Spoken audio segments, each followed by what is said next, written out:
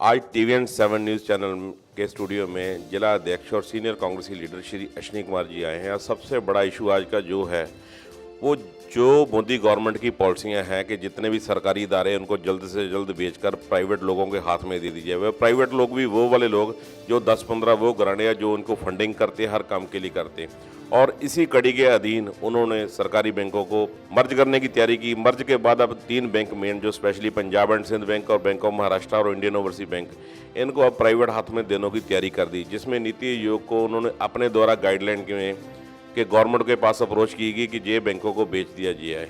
तो इस मुद्दे पर हमारे साथ आज बातचीत करने के लिए सीनियर कांग्रेसी लीडर जिला अध्यक्ष श्री अश्विनी कुमार शर्मा जी। शर्मा जी, वेलकम आपका टीवीएन 7 न्यूज़ चैनल में। धन्यवाद जी। शर्मा जी, आप क्या इस चीज़ को देख रहे हैं कि मोदी गवर्नमेंट की पॉलिसियों के कारण हर चीज़ बिकने पे आ गई, इसको आप किस रूप में देख रहे हैं? जब से देश में मोदी जी का शासन आया तब से ही उन्होंने कोई नई कंपनी नहीं बनाई, उन्होंने सिर्फ बेचने का काम शुरू किया। आप देखिए कि जब देश हमारे में आज़ाद हुआ उसके बाद इंदिरा गांधी जी ने बैंक नेशनलाइज किए ताकि जो गरीब लोगों का पैसा था वो पुराने शाहूकार के टाइम में मर जाता था।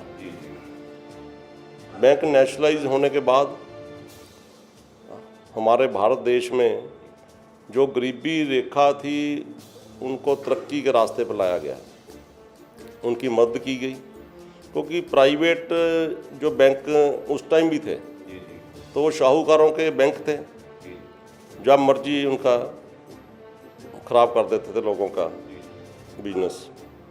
सो नेशनलाइज होने के बाद हमारे देश ने तरक्की की। लेकिन आज मैं देख रहा हूँ कि मोदी जी ने यहाँ रेलवे को बेचने का इंतज़ाम किया, एयरपोर्टों को बेचने का इंतज़ाम किया, चंद पूंजीपतियों के हाथों में खेल रहे हैं। ये देश के लिए बहुत घातक है। LIC को भी उन्होंने बेचने का इंतज़ाम किया। तो आज हमारे ये जो बहुत ही दुख की बात है कि पंजाब एंड सिंध बैंक जो सिखी विचारधारा के साथ जुड़ा हुआ बैंक है उसको भी बेचने की कोशिश की जा रही है। इंडियन ओवरसीज बैंक को, बैंक ऑफ महाराष्ट्र को। सो आज हमारे देश में जो चल रहा है शासन नहीं वो कुशासन चल रहा है। देश को आज ये तो बोलते थे इलेक्शन के टाइम में कि हम देश की जनता की भला करेंगे, ये देश की जनता को ही ख़त्म करने की तुले हुए हैं। ये बहुत ही इनको आज लोगों को जवाब देना पड़ेगा। इनको अगर जवाब नहीं देंगे तो ये लोग रुकेंगे नहीं, क्योंकि ये आंखें बंद करके बड़े बड़े जो पूंजीपति हैं उनके हाथों में पहले ही बैंकों से पैसा निकाल करके उनको दे दिया और देश से विदेश में भगा दिया गया है। जैसे शर्मा जी, जैसे देश में डर और दहशत का माहौल बैंकिंग सेक्टर में बनाया जा रहा है कि आम आदमी का धीरे धीरे विश्वास बैंकिंग सेक्टर पे ख़त्म हो रहा है, तो आपको क्या लग नहीं रहा कि पिछले 5-6 साल से इसी हालात पे काम किया जा रहा है कि लोग सरकारी बैंकों से टूटकर प्राइवेट बैंकों में जुड़ जाएं, जिससे जो पूंजीपति इनके साथ जुड़े हुए हैं या ये इनके साथ जुड़े हुए हैं उनकी जो हकों की पूर्ति की जाए, कि कोशिश की जाए कि सरकारी अदारे बिल्कुल ख़त्म कर दिए जाएँ, जिससे जो गवर्नमेंट की लायबिलिटी हर तरह की वो ख़त्म हो जाए? देखिए, जो पिछली गवर्नमेंट थी केंद्र में, जो सोना बेच दिया गया था देश का, बड़े फ़ख्र के साथ कह सकता हूं कि हमारे डॉक्टर मनमोहन सिंह जी जब प्रधानमंत्री बने उन्होंने सबसे पहले देश का गया हुआ सोना वापस लाए। लेकिन जब मोदी जी बने वो सोना फिर ख़त्म कर दिया, इन्होंने भी बेच दिया सारा का सारा सोना। आज कोई सोना नहीं है देश के पास। फिर रिजर्व बैंक में एक रिजर्व मनी होती है, जब भी कोई बैंक, क्योंकि बैंकों में जो पैसा जमा होता है वो रिजर्व बैंक की जिम्मेदारी है, देनदारी की।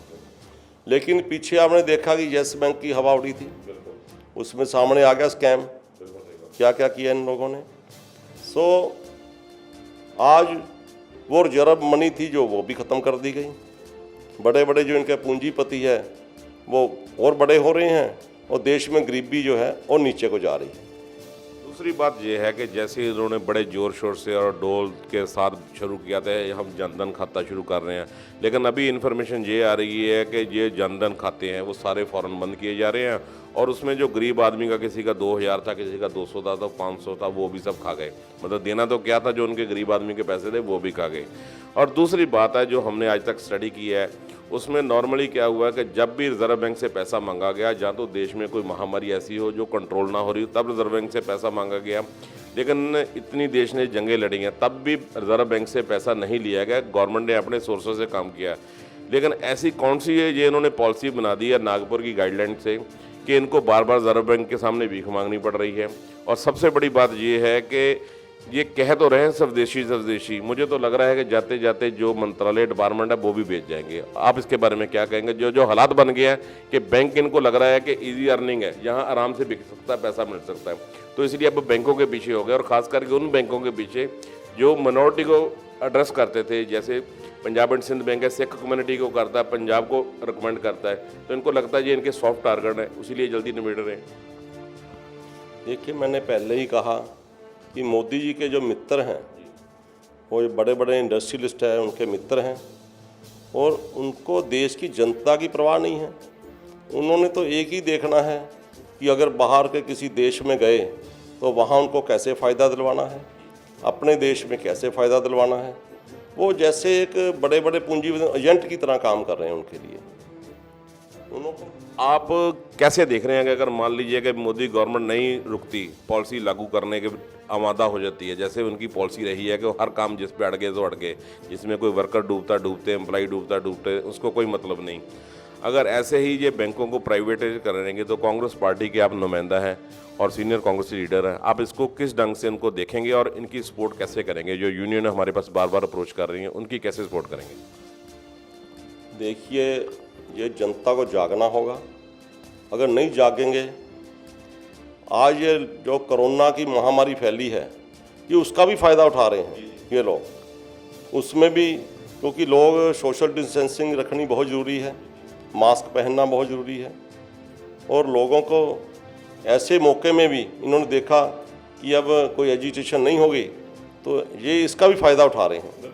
लेकिन इनको जवाब देना बड़ा ज़रूरी है फिर भी लोगों को। और अगर ये देश के साथ ऐसे ही देश को ठगते रहेंगे तो इनके खिलाफ आवाज़ बुलंद करनी पड़ेगी।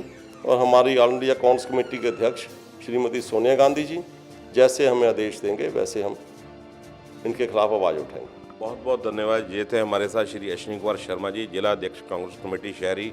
इन्होंने अपने विचार दिए और इन्होंने कहा कि जो बैंकिंग सेक्टर को मोदी गवर्नमेंट ख़त्म करने की तैयारी कर रही है, अगर वो उस चीज़ से पीछे नहीं हटी तो चाहे वो Punjab and Sind bank, bank of Maharashtra और इंडियन ओवरसीज बैंक है, हम उनकी जो यूनियन है उनके साथ पूरी सपोर्ट में खड़े होंगे और उनको पूरा साथ देंगे। और सबसे बड़ी बात यह है कि जो सरकारी इदारे हैं उसको बेचने से रोकने के लिए हर संभव प्रयत्न करेंगे। बहुत बहुत धन्यवाद। Thank you sir.